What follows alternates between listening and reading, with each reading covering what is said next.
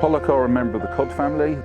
They're very important to recreational fishing. Some of the charter boats in this area, it makes up about 70% of their business. I've been fishing for pollock for over 30 years, and particularly over the last 6 to 7 years, we've seen a very marked decrease in the size of the fish and the volume of the fish that comes in with each season.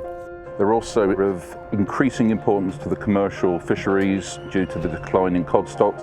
And yet there's just so little data on the species, so we're here to collect some really fundamental data, but some really also exciting data on where they go and when, and try and understand which habitats we need to protect and when.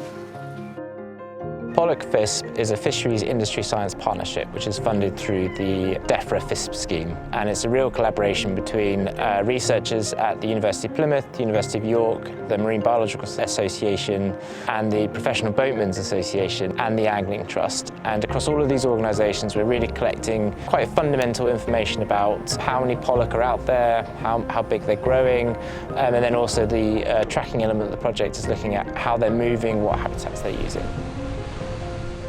Today we're working about 15 miles off Plymouth, and we're going to be catching pollock on some wrecks.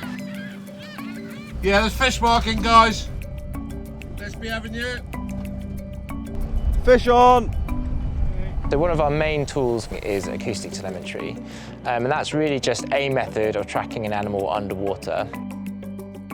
And that relies on two main bits of equipment. So you have an acoustic transmitter tag, which we put inside the fish, and that transmits a unique signal for a period of around 4 years.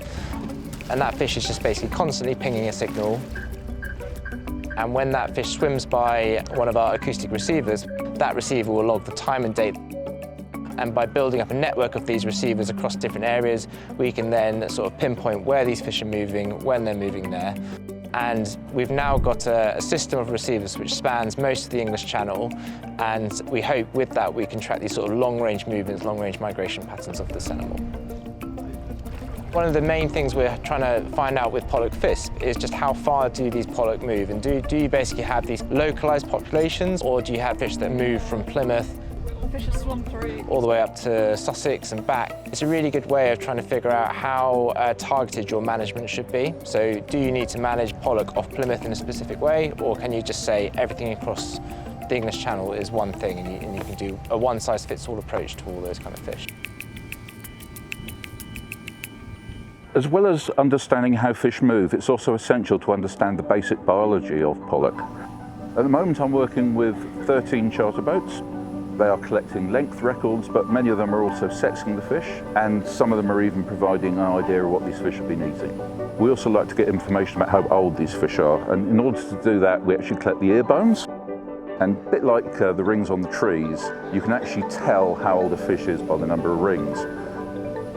We're also trying to find out about how fish stocks have varied over time. So what we're actually looking at is logbooks from skippers that date back to the 1980s. And also we're looking at records from angling clubs, which are a massive source of information.